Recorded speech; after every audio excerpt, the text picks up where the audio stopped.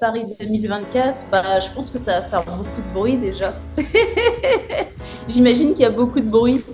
Et après, j'imagine que tout s'arrête parce que je suis sur scène, je suis dans ma bulle. Bonjour, je m'appelle Camille, j'ai 37 ans et je fais du breaking. J'étais 3 fois championne de France, j'ai gagné un championnat du monde qui s'appelle Unbreakable en 2018. J'ai été vice-championne du monde aussi sur un battle qui s'appelle Battle of the Year. J'ai découvert la culture hip-hop par la musique d'abord, par le rap. J'ai écouté beaucoup de rap, j'ai vraiment adoré le rap. Et de là, en fait, j'ai connu la culture hip-hop. Donc, il y avait le graphe, il y avait la danse, le DJing, même une façon de s'habiller. Ça représentait vraiment toute une culture.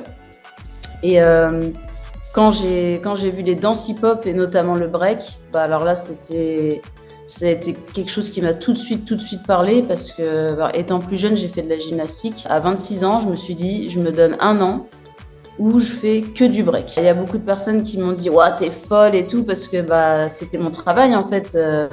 C'était mon travail. Et puis beaucoup de personnes aussi pensaient que j'étais super âgée parce que c'est une discipline quand même super physique, etc. Donc, commencer à 26 ans, ça semblait complètement dingue. L'année d'après, j'ai commencé les battles. Et à la fin de cette année-là, j'ai été championne de France.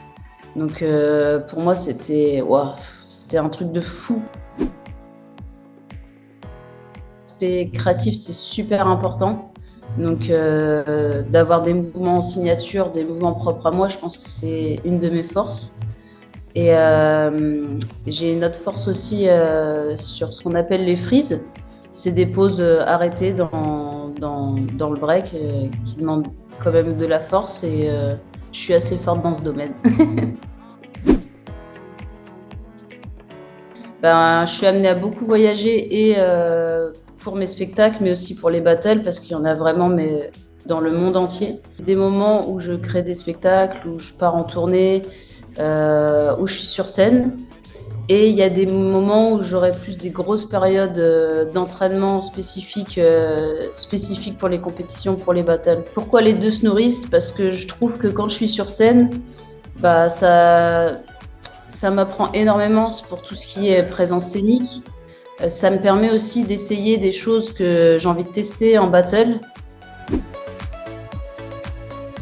Alors, c'est pas du tout quelque chose auquel les breakers s'attendaient, parce que on n'a rien demandé à personne en fait. C'est pas nous qui avons fait la démarche c'est pas le break qui a fait la démarche d'entrer au JO. C'est vraiment le comité olympique qui a contacté les personnes pour que le break entre au JO. Donc c'était pas quelque chose qu'on imaginait. Maintenant que ce soit là, c'est incroyable. En plus, c'est à Paris.